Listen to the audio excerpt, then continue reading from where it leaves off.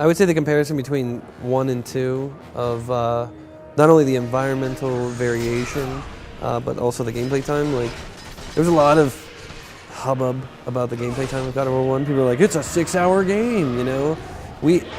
Our timer was not all that sweet, and it didn't take into account a lot of things. So the accurate time of that game is still around 10 to 12 hours. So we're at around 15 to 17.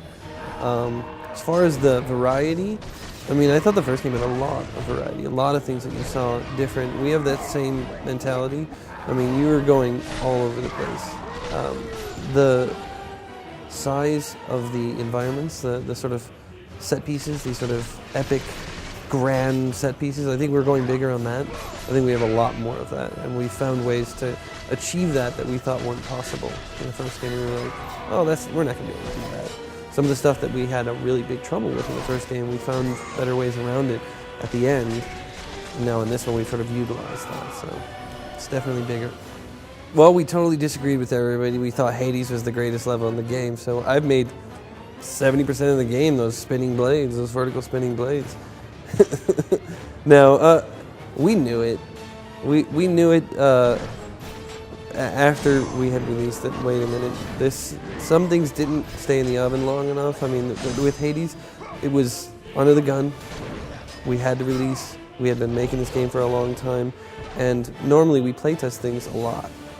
And we sort of learned our lesson on the value of playtests by not playtesting that a lot. As far as the final battle, the final boss, that was another one where we were really making that thing after beta. You know, we were figuring that thing out. So it's hard too when you're doing these massive games. You're sort of building a lot in sequence. You're thinking about the end, but you don't get to that until later. You're kind of shuffling around all over the place. So we recognized that, and we made efforts to remedy that in every aspect to make sure that we don't make any slip-ups like that again.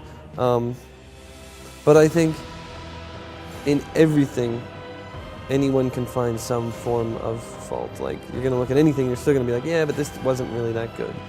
And, you know, I thought fighting the versions of yourself, all the Kratos clones, you know, the whole Ares, like, making you kind of fight yourself in order to save your wife and child, I thought it was awesome, you know. But our theory that the one-on-one battle against Ares was going to be really good without really hammering it out just didn't work out as well. But I think it's okay. I mean, it's not our shining moment, but we definitely don't want to have another one of those moments where we're like, we want everything to be perfect.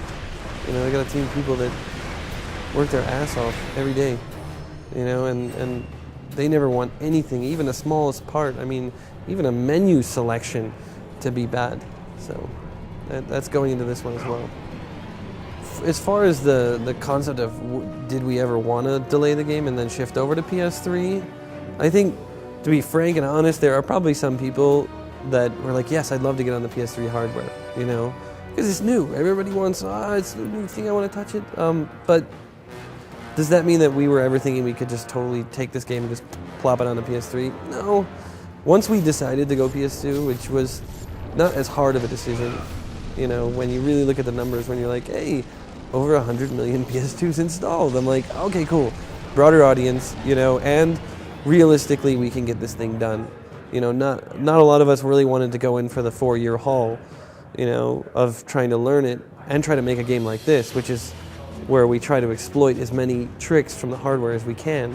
You know, if it's still getting made and we're trying to figure out tricks, it's a little harder. So when we decided that PS2 is the way to go, and in our hopes of having this to be the last great PS2 game, it would be cool for me only because this is my first game as a director, you know? This is to me totally like fantasy thinking, you know, like, wow, it is going to be a great game.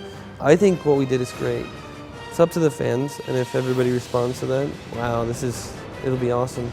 But I still think it has life in it. I think that there are going to be some people out there that can surprise everybody.